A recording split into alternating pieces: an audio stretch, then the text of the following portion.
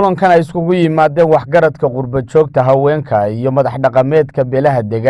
degmooyinka Qorilugud iyo Wadaamago taasoo ay kaga wada hadlayeen dardargelinta dhismaha wadada isku xidha Wadaamago Qorilugud iyo Buhoodl iyo bedelida Gudidi gacanta ku haysay dhismaha isla markaana loo magacaabay guddi cusub oo halkaasi ka sii dhaqaajin doonta dhismaha iyo hirgelinta jid laami ah oo bulshada deegaanadaasi loo sameyn doono kulankan isxog wareysiga oo ay soo qabanqaabiyeen xubno qurba joog ah oo ka soo jeeda degmooyinka Qorilugud iyo Wadaamago isla markaana ka soo kicitimay wadamada dibadda munaasabad kooban oo loo qabtay guddida cusub ee jidka nabadda ayaa ka qabsoontay New Burco Hotel magaalada Burco waxaana ka soo qayb galay munaasabadaasi cuqaal waxgarad qurba joog haween garaad cali axmed xirsi baanje iyo sidoo kale suldaan xasan cabdilaahi xasan mataan iyo haldoorka deegaanadaasi ugu horeynba xubnaha qurba joogtaasi ayaa halkaasi ka akhriyay warmurtiyeedka shirkaasi ka soo waxaanay dardaaran u soo jeediyeen guddidaasi cusub ee dhismaha jidka nabadda isku xidha deegaanada Qorilugud Wadaamago iyo gobolka Buhoodl waxaana ka mid ah hadaladoodii guddida cusub way soo dhaweynayna magacyadana way ogaanayaan waxa weeye qolooyinkii horena wixii ku jiraana way ku jiri doonaan wixii kale ee muxuu ahaayay nafsigu reebay ee soo shaqeeyana waa u mahadnaqaynaa haweenkay gabdhaheennaynu u mahadnaqaynaa oo aad qaali ah marra waaxid hadday xaggaa joogaanna kuwana guubaabiya waa iyaga kuwa yidhaahda reer iskuulada dhisa waa iyaga kuwa muxuu ahaayay isugu kaya yeedhaa waa iyaga ilaahay khayr ha siiyo gabdhaha odayaasha iyo cuqaasha iyo ragga waaweyn cimaamadaha qaatay waajib gooriyaa sii saaran ummadda isku xirkeeda isku hor maartay khilaafka xalilkiisa dadka horumarkiisa inay ka shaqeeyaan weeye dadka in wax loo sheegaa weeye culimada salamadow intaasaan anigu soo gabagabaynaya shir aanu qabanay wadadii nabadda ee Wadaamago ilaa Buhoodl shirkaas oo aanu maaragtay ku gabagabaynay ku shaacinay sida boardka iga dambaysa ku taala guddidii cusbayd ee boardka guddidaas oo ka koobnaan doonta insha Allah 14 xubnood halkana galabta uu shirkaasi noogu qabsoomay magacyadiina waxay noqonayaan sidan halkan lambar 1 Saynab Cabdilaahi Axmed Cabdi Saciid Rooble Cabdi Fataax Ismaan Aadan Xasan Cabdilaahi Axmed Cabdi Maxamed Shide Salabaan Xasan Xuseen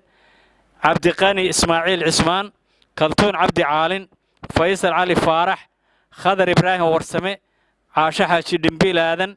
Cabdi Xirsi Cawad Cabdi Rashiid Maxamuud Cali Riiraac Cabdi Barre Cali Yuusuf waxaa mustanbeed noqonaya caaqil Yaasiin Axmed Yool caaqil Baashe Jaamac Faarax caaqil Axmed Maxamed Rooble sarmaan ku magac dheer waxaa kaloo aan ka fogeyn oo iyana xubnaha mustanbeedka kulay ku jiri doona insha Allah xubnaha iyaga qurba jooga laakiin iminka xubnaha wadanka jooga saddexda caaqil baa mustanbeed noqonaya shirkaasi si wanaagsan buu noogu qabsoomay waxaanu rajaynaynaa in xil wareejintii guddida boardka ay iyana dhici doonto insha Allah soon as possible sida ugu dhaqsaha badan marka hore guddidan markii la soo magacaabay wada tashi badan baa la galay dhinacyo badan baa la iska taagay shuruudaha lagu soo xulay oo wada shaqaynteeduna ay mid fiican noqoto waxqabadkeeduna uu ka fiicnaado sidii hore shuruudaha guddida lagu soo xulay waxaa ka mid ah qofku inuu leeyahay ammaano waa lambar 1 qofku inuu leeyahay daldaldhaqan iyo dabeecad wanaag waa 2 qofku inuu dhaqaale ahaan isbixin karo geesa kale waxaa hadalka isu daba maray qaar ka mid ah guddidii hore gacanta ku haysay dhismaha wadada nabadda iyo sidoo kale guddida cusub ee maanta la magacaabay cuqaal waxgarad garaad cali iyo sidoo kale suldaan xasan mataan waxaanay ku dheeraadeen marxaladihii kala duwanaa ee soo martay dhismaha wadada jidka nabadda waxaana ka mid ah hadaladoodii marka hore guddiga waa soo dhaweynaya guddiga la doortay aad iyo aad baan u soo dhaweynaya maraaxil badan bay soo martay wadadanu kulankii ugu dambeeyay halkan shirkii aynu ku galay ee odayaasha qurba jooga lagu yiri soo diyaariya bal idinku bal guddigaas oo sidii loo kordhin lahaa isku daya odayaashan qurba jooguna aad iyo aad bay u mahadsan yihiin iyaga gartay inay isu keenaan solomadow iyagaa qaylo keenay markaa waxaan leeyahay qurbajoogow odayaalow aad baad u mahadsantihiin odayaalkii dalkaad tihiin shaqo wanaagsan baad qabateen hore iyo dibba waayo cid dhiilaabayso oo waddadan dee ku soo qaylisay oo halkay maraysa iyo inay inaga dayacan tahayba iyagunbaaba soo arkay kharashka ugu badan ninka bixinaya wuxuu ahaa yaasiin cabdicarbosh bil kasta $1,000 buu soo dhigayay sulamada oo dhan waddada waa ugu tacabadan yahay naf iyo maal wuu duldhigay waddadana waxay u baahan tahay qof dantiisa ka taga oo dunyadiisa ku bixiya oo aan damqan ninka dabeecadda badani mar unbuu damqadaa hawshani waxay u baahan tahay waqti aad iyo aad u fara badan chance iyo qorshayn cid kasta sulamada way waxba ha ku hadlaynine waxa la ceelo uma qodna ciidano oo maqnee ama qurbajoog ha noqdo ama qoljoog ha noqdo ama miyiba ha jooge waa dan guud oo inoo wada taalla guddidaa ay dee qoreen ee soo xuleen waanu soo dhowaynaynaa waanaanu aqbalnay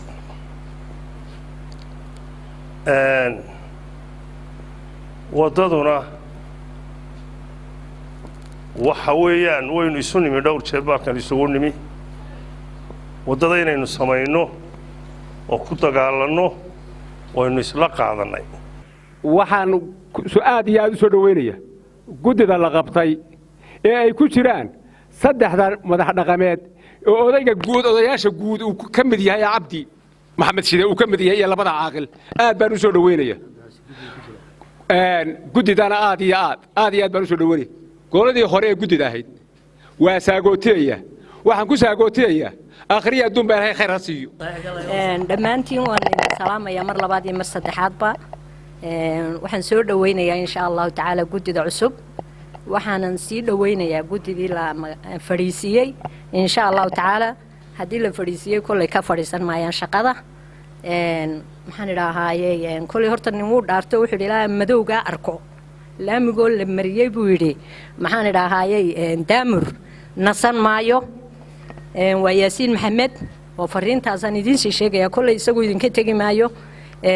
intii kalena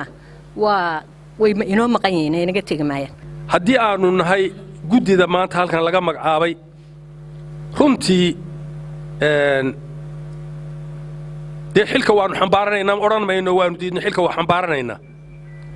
inkasta oo aan u arko anugu dad badan oo aan guddidaa hawshaa haddeerto dadka halkaa laga magacaabay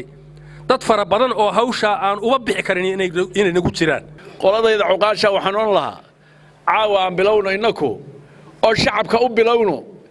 inaynu bishii $20 bixinno aniga bishii $20 baan bixinaya bishii walba haddii alla ka dhigo aan noolaado $20 baan bixinaya waxaan la cuqaashaan isku dayano si aynu shacabkana ugu hogaamino aan bishii 20 isu geysanno guddida cusubna waxaan leeyahay ilaahay idinku garab galo xilka la idin doortay ilaahay idinku garab galo guntiga dhiisha iskaga dhiga dhaliil iyo eed iyo ceeb iyo waqti lumis iyo xoolihiina iyo waqtigiina in waliba way galaysaa xubnihii guddida ahaa halkan laga yeedhiyay waa maqlaynay kulay anigu shakhsiyan waxba u sheegi maayo oo sida loo soo xulay uun baan ayaan ugu qanacsanahay iyagana waxaan raacin lahaa duco waxaan leeyahay ilaahay xilkaa laydin igmaday waa xil culus ilaahay idinku asturo waynu ognahay buurtu waa quruur la isu geeyay sulamadu waa reer fara badan wuxuu ka dhawaajiyay xoolahaanu gacan gelinayna sulamadu waxna magaalo ayay yaaliin waxna miyiga yaaliin waxaan kula talin lahaa ku darsan lahaa waa dadkii u dhexeeyay miyiga iyo magaalada haddii reer walba oo ka mid ah sulamadu oo xoolo xaroodaan la saaro xoolo wax ka mid ah wixii magaalada joogana sidii cismaanba sheegay cismaan xoogsaday iminka waraaqa la gaaro casri baa la gaaro waraaqa la teebgareeyaa waxa weyn waraaqa la soo saara hawaye nin walba oo dukaan haysta ama nin walba oo shaqaala ama nin walba wax bixin karaya warqadaas loo dhibaya hawee bishaasu marka ay dhammaato waxaa ku soo rid ayaa liciga ducaale burco.